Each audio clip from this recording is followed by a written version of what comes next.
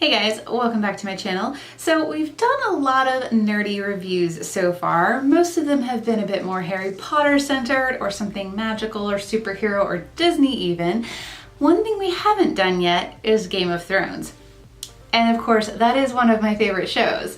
So you know that I had to pick this up when I saw it. This is the Bay of Dragons collection from Strobe Cosmetics. I've actually never purchased anything from Strobe Cosmetics before, so this will be a complete brand first impression for me. So I'm actually looking forward to that, but I definitely had to get on here and share this with you guys. So this is the little card that came with it. It says the Bay of Dragons, Strobe Cosmetics. On the back, it gives you kind of an image of the three colors that you get and it tells you about them. And then they came in this cute little pouch right here. So they are single eyeshadows. This isn't a palette, which I'm okay with. I kind of wish it would have been a cute little palette, but I like the idea. And this also just gives me a chance to try out a new brand that I've never tried before. And they are a smaller company. So you know how much I love supporting small brands. They come in this little component right here, so you can pop it into like a Z palette or something, and it just says Strobe Cosmetics here. It does have the shade name as a sticker on the underside, so I like that. You don't, if you take it out of this little carton, you won't lose what it is. All right, so when you open it up, these are the three colors that you get. So let me swatch these for you and I'll read the description that's on the back of the card for each of them. Okay, so I can definitely tell you these shadows are incredibly creamy and soft and buttery, and I think they're gonna be gorgeous on the eyes. Oh my gosh. All right, so the first little line is just about the collection in general. So it says, Bay of Dragons, it says, fire cannot kill a dragon. A collection of 3 shimmering eyeshadows inspired by our favorite dragons.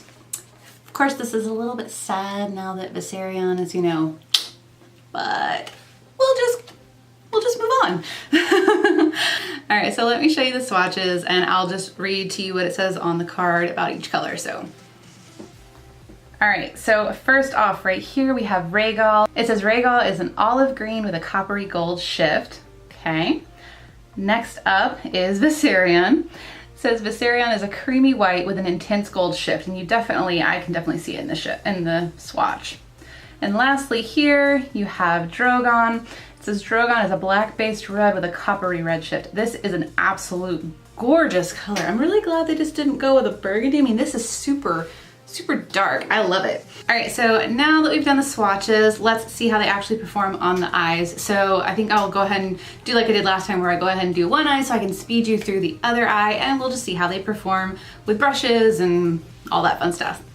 All right guys, so this is the look I came up with. I know it might look like it's a little complicated, but I promise you it really wasn't. And these shadows were a dream to work with. So spoilers. All right, so I'm starting off with the green shade, which is Rhaegal, and I'm using a fluffy blending brush here. And I basically just very lightly tapped into this because right now I just want to use a little bit of the product, and I'm gonna use this as my transition shade. I only used these 3 shadows in this look. So I'm going to lightly start, and I'm being very light-handed here. Lightly start working this through the crease to make the transition. And as you deposit more product, then you can start blending it a little bit upwards so that it shows on the brow bone, just depending on the shape of your eye. But for me, I usually have to come up a little higher.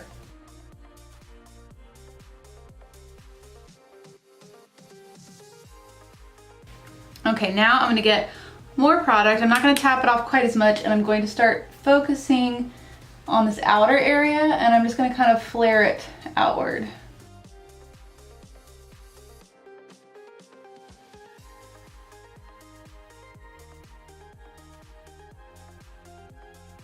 Okay, so next up, I decided to go ahead and just take a flat brush. This is dry, and I'm still using Rhaegal. And I'm just going to start pressing that into the outer portion of the lid just to really make it intense. And the look here is obviously going to be a bit of a diagonal from about the center point of my eye up. So I'm basically just gonna get my mirror here so I can look straight on. I'm just gonna go ahead and press it down where I want the center to be, and then I'm just gonna start working upward at a diagonal.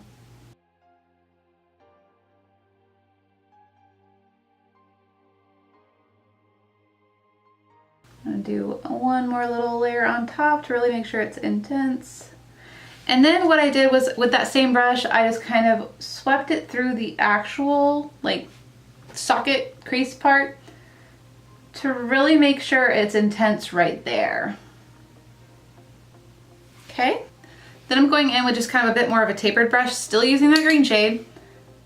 And I'm just gonna very gently sweep over that to blend it. That's all. I don't want to sweep away too much of the product. I just want it, I want it a bit more diffused on this inner portion and make sure it starts to diffuse out here. Okay. That's all for the green shade for now. So next up I used the Viserion color, but I really wanted to make it stand out. So I used some of my Urban Decay Primer Potion in Eden, which kind of is almost like a concealer type of shade. So feel free to just use your concealer. And we're just kind of doing like a little half diagonal cut crease type of thing. So I'm just dotting a little bit of product on here. And then I'm gonna blend it in.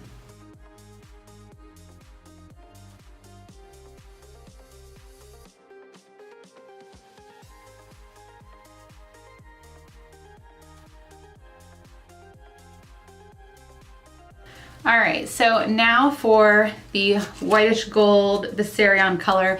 Let me show you, I'll show you what it looks like when you put it on dry. I did end up wetting it, but it actually was doing just fine on its own dry. I mean, these shadows are beautiful. That's the one thing I liked, is you can definitely use these dry with no problems. So I thought that that was really good. So, I mean, you can see, I mean, did a really good job. So just for some extra impact though, I'm gonna get some on my brush and wet it.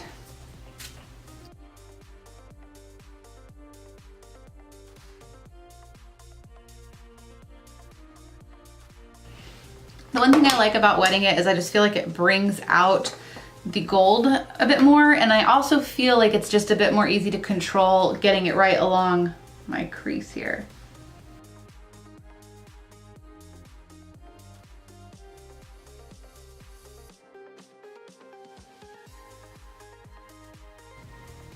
Okay, I'm gonna go up a little bit higher, I think. I didn't go high enough with my concealer, so I'm just gonna blend it a smidge higher.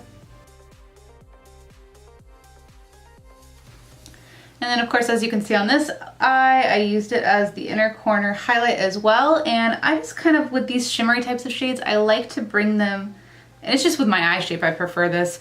I like to bring it a little bit up to meet in with the transition right here on this inner portion. I just feel like with my eyes are so big and round, I just feel like it complements it. So do what looks best on your eye shape. And I am bringing this right underneath as well.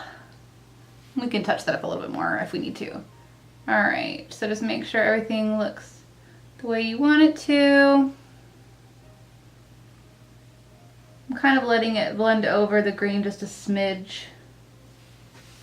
All right, so now for the fun part of this look. I wanted to use this shade Drogon for kind of like a nice bold liner, which is what I did. But also I wanted to make sure the color really stood out as this gorgeous burgundy. So what I chose to do was I first did my liner with this L'Oreal Infallible Paints eyeliner. It's white.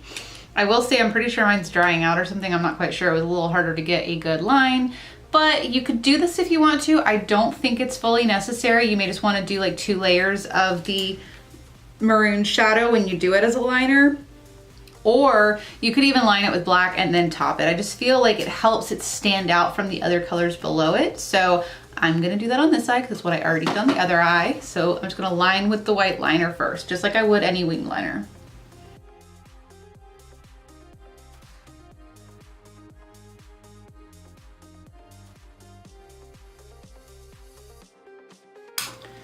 All right. And then for the wing, I didn't necessarily go up as high as I plan on it because I wanted the point to be nice and sharp with the dark burgundy color. So I just kind of did most of the wing.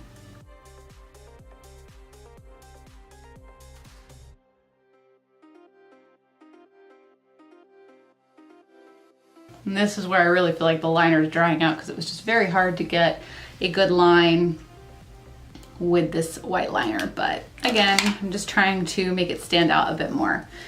So then I just took a flat angled brush, sprayed it with some setting spray to get it nice and wet, because I really want to make sure that this line is sharp. So for this stuff, you definitely do want to wet it if you're going to use it as liner. And then just dipped in here, and I chose to kind of stamp it on top at first. You can kind of like do a combination of stamping and dragging.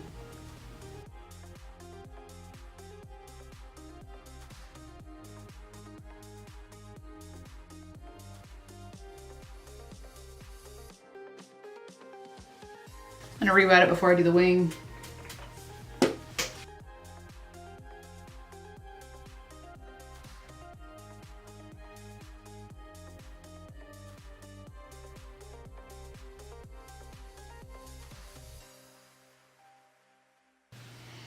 So you just want to make sure that especially if you did the white line first, just make sure that you've completely covered it up. Then I'm switching to this teeny tiny little angled brush, and I'm going to wet this also, and I'm going to use this just to make a point of my wing because I want it to be super detailed.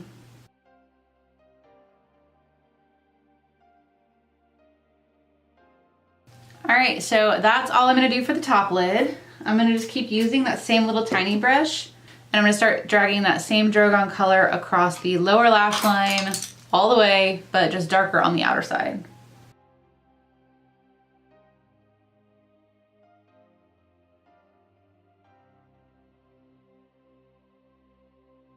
All right, so that's all for that gorgeous Drogon color.